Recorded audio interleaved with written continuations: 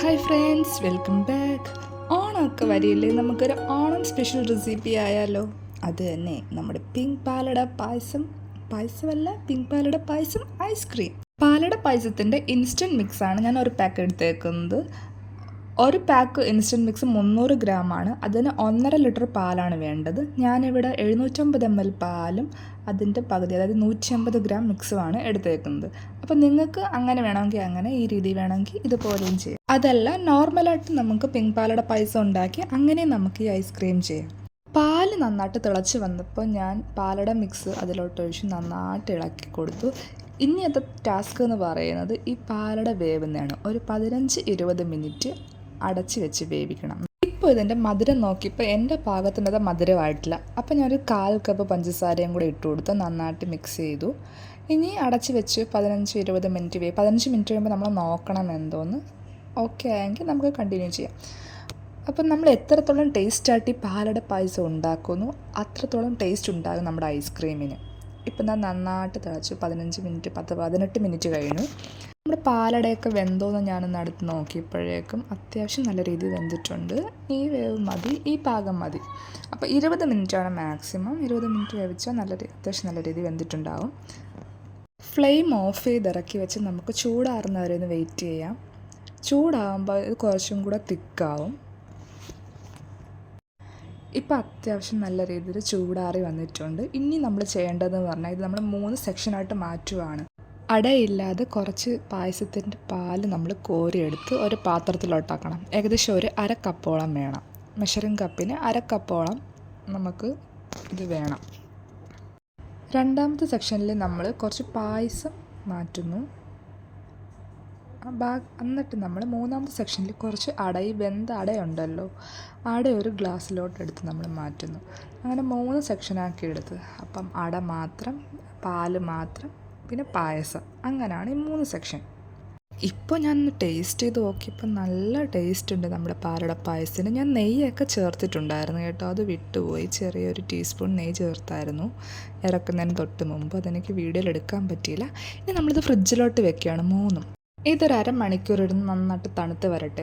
ഇനി നമുക്കൊരു ബൗളിലോട്ട് 1/2 cup cream എടുക്കാം. ഞാനിപ്പോൾ ചെറിയ ക്വാണ്ടിറ്റിയിലാണ് ഉണ്ടാക്കുന്നത്. ക്രീം ബീറ്റ് ചെയ്തെടുക്കാൻ നമുക്കിത് സ്റ്റിഫ് ആവരുത്. പാപ്പ പരുവം, ഒരു കുറുക്ക് പരുവമെന്ന് പറയത്തില്ല, ആ പരുവത്തിൽ. ഒരിക്കലും വിപ്പിംഗ് ക്രീം സ്റ്റിഫാക്കി അന്നേരം ബീറ്റ് ചെയ്യരുത്. അത് വിപ്ഡ് ക്രീമായിട്ട് മാറും. അത് കേക്കിന് വേണ്ടിയാണ് നമ്മൾ അങ്ങനെ ചെയ്യുന്നത്.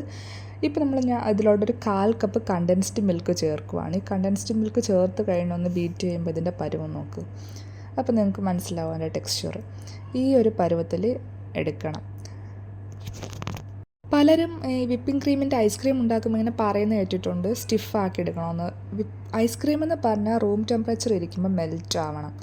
അതിന് നമ്മൾ ഒരിക്കലും സ്റ്റിഫാക്കരുത്. നമ്മുടെ ഈ മിക്സിലോട്ട് ഞാനിപ്പോൾ നല്ല തണുത്തിരിക്കുന്ന നമ്മുടെ പാലട പായസത്തിൻ്റെ മിൽക്ക് ഉണ്ടല്ലോ, അടയില്ലാതെ എടുത്ത അത് 1/2 കപ്പ് ഒഴിച്ചു കൊടുത്തിട്ടുണ്ട്.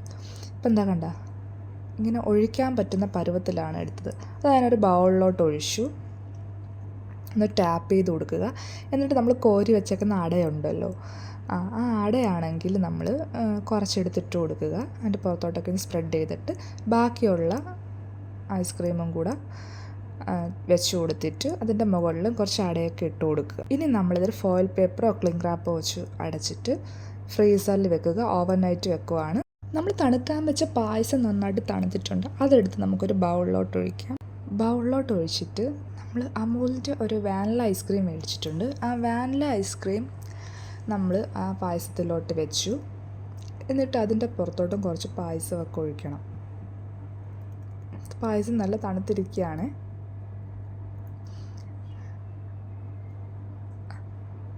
എന്നിട്ട് നമ്മളിതൊന്ന് ഗാർണിഷ് ചെയ്യുക. നമ്മൾ പിസ്തായൊക്കെ എടുത്തിട്ട് ഗാർണിഷ് ചെയ്ത് ഇനി നിങ്ങളൊന്ന് കഴിച്ച് നോക്കുക. ഇത് ഞാൻ 2 രീതിയിൽ പറഞ്ഞു, 2 അല്ല 3 രീതി നമുക്ക് ചെയ്യാം. ഇതിപ്പം ഒരു രീതി പെട്ടെന്ന് എളുപ്പത്തിന് ചെയ്യുന്നത് ഇങ്ങനെയാണ്. ഐസ്ക്രീം, റെഡിമെയ്ഡ് ഐസ്ക്രീം വെച്ച് പായസം വെച്ച് ചെയ്യുന്നത്. അപ്പം ഞാനിതൊന്ന് കഴിച്ച് നോക്കട്ടെ. പക്ഷേ എനിക്ക് കാണിക്കാൻ പറ്റില്ല. അതിനു മുമ്പേ ഒരാൾ വന്ന് ഈ ഐസ്ക്രീമും ബൗളും അങ്ങ് റാഞ്ചിക്കൊണ്ട് പോയി. അങ്ങനെ ഇത് നല്ല ടേസ്റ്റ് ഉണ്ടായിരുന്നു, വലിയ കുഴപ്പമില്ല. എന്താ നമ്മൾ ചെയ്ത് വെച്ച പാലട ഐസ്ക്രീം സെറ്റായിട്ട് വന്നിട്ടുണ്ട്. അപ്പോൾ ഞാൻ അതിങ്ങനെ സ്കൂപ്പ് ചെയ്തെടുക്കുകയാണ്. അതും ഒരു ബൗളിലോട്ട് സ്കൂപ്പ് ചെയ്ത് വെച്ച് കറക്റ്റ് ടെക്സ്ചർ ആയിട്ടുണ്ട് കണ്ടോ, ഐസ്ക്രീമിൻ്റെ കറക്റ്റ് ടെക്സ്ചർ. ഇപ്പം തന്നെ ഈ ഐസ്ക്രീം പുറത്ത് ഞാൻ എടുത്ത് വെച്ചിട്ട് 5 മിനിറ്റ് കഴിഞ്ഞ് ഏകദേശം, അപ്പം തന്നെ മെൽറ്റായിട്ട് വരുന്നു, നല്ല രീതിയിൽ മെൽറ്റാവും. ഇതുപോലെ ഇരിക്കണം ഐസ്ക്രീം എന്ന് പറഞ്ഞാൽ, മെൽറ്റായി വെള്ളം പോലെ ആവും. അപ്പോൾ ഇതിന് ഞാൻ കുറച്ച് ബദാമൊക്കെ ഇട്ട് ഗാർണിഷ് ചെയ്യാണ്. ബദാമും ഇടും പിസ്തായും ഇടും.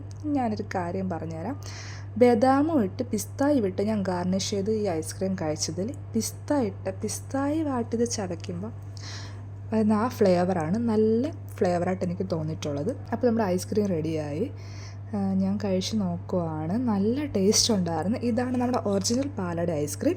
നമുക്ക് വേറൊരു രീതിയിലും കൂടെ ചെയ്യാം, അത് ഞാൻ പിന്നീട് പറഞ്ഞുതരാം. ഇതെല്ലാവരും ട്രൈ ചെയ്ത് നോക്കിയിട്ട് ഇഷ്ടപ്പെട്ട ചാനൽ സബ്സ്ക്രൈബ് ചെയ്യണേ. Thanks for watching. ബൈ.